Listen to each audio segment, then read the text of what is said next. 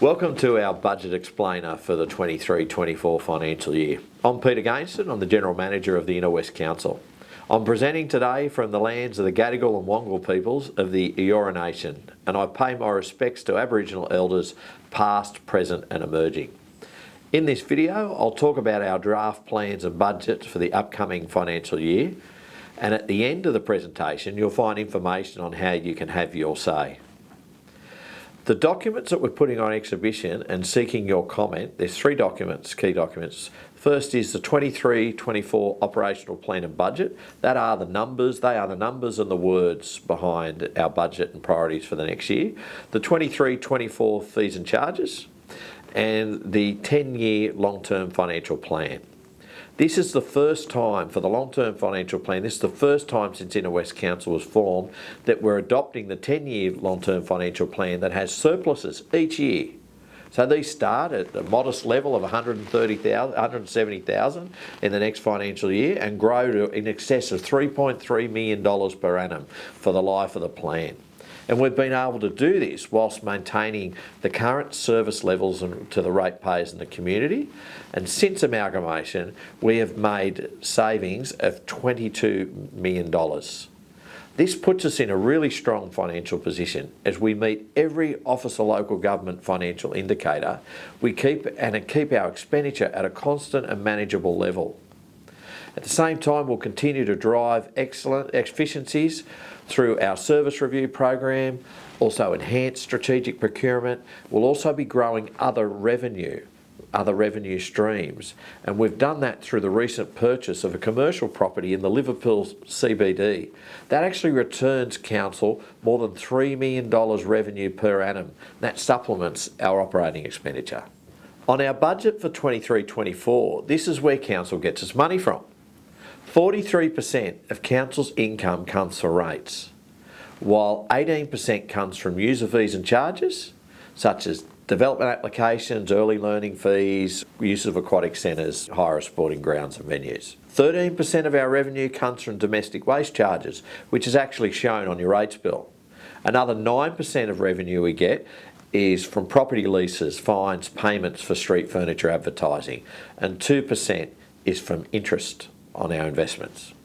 Our total budgeted income from continuing operations is approximately $270 million, $270.3 to be exact, million for the coming financial year. This includes operating grants received by Council before capital grants and contributions. Our total expenses from continuing operations are approximately $270.1 million. This leaves an operating projected surplus for the 23-24 financial year of $170,000. Council continues to harmonise its rates required by the state government. Whilst Council's not increasing its overall rates income, some individuals' rates will change. Council's exhibiting that the rates be 100% harmonised from July 1, 2023 instead of ending at July 2029. This ensures that the residents across the entire LGA are charged rates fairly based on their property values. At the moment, residents from the former LGAs are charged differently. So your rates will be subject to new land valuations this year, which may also impact your rates bill. The eligible pensioners will also continue to receive a $250 rates discount and an extra rebate for domestic waste and stormwater charges. And Council also has a financial hardship policy to assist ratepayers. Council's expenditure is delivered through 39 services. And here's a snapshot of some of our key services and how we allocate every $100 of your rates and other income. You can see on this infographic that our highest allocation is capital and major projects at $26. Then heading to resource and recovery, so all of the waste services at $12 for every $100 of our income.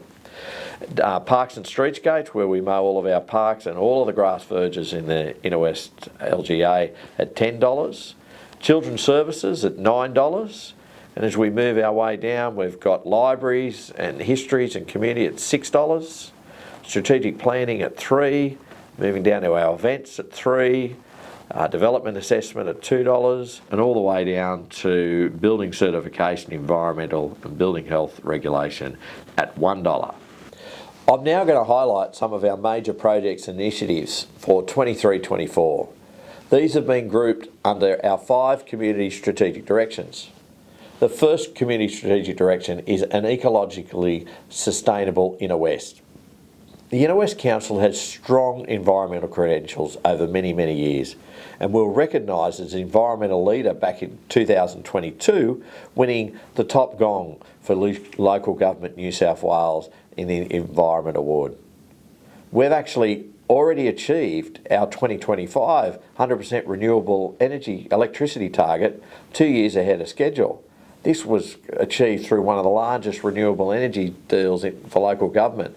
So from July 1, 2022, all of Inner West Council operations were supplied with 100% renewable energy by 3 New South Wales solar farms. This budget will just see the sustainability focus continue with the expansion of our food and organics or garden service, known as colloquially as FOGO.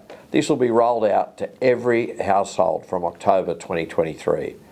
This is a really important sustainability initiative because it allows everyone to participate in making a difference for the environment. On top of this, we're establishing the Inner West Sustainability Hub at our old Summer Hill Council Depot.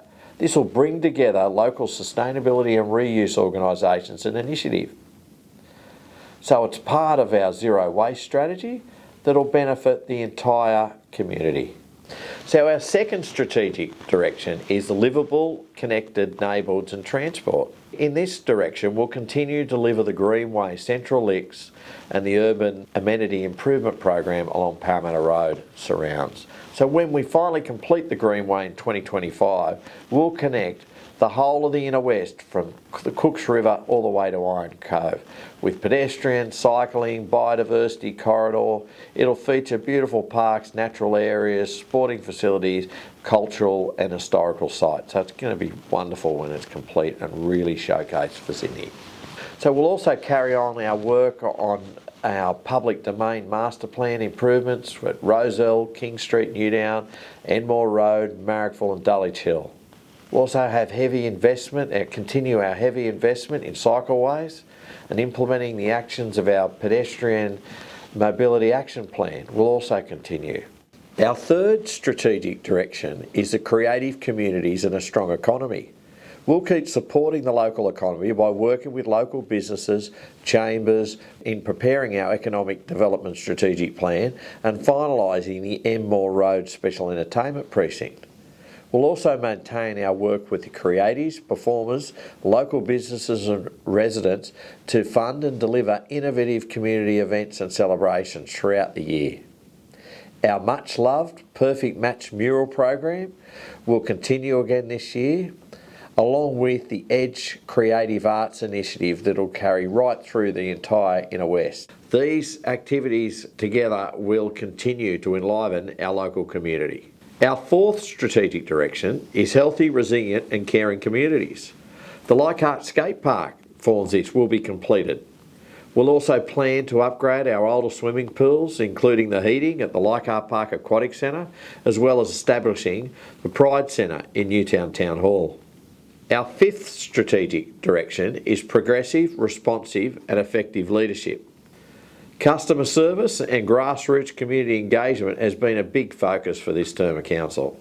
Our fortnightly customer service stalls and our local matters forums will continue, and we're also going to be holding a citizens jury in developing our customer experience strategy.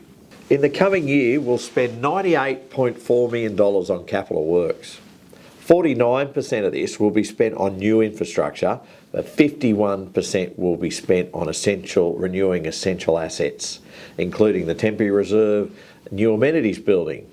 We'll also be starting the upgrade of Leichhardt Park Aquatic Centre, spending $3.2 million in the next year as we commence that program.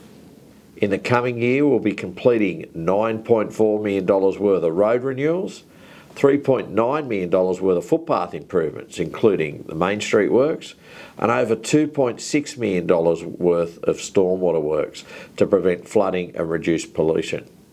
So overall, we've delivered a balanced and responsible budget for the 23-24 financial year. Please take some time to view our draft documents and have your say by the 19th of May. Thank you for taking the time to listen.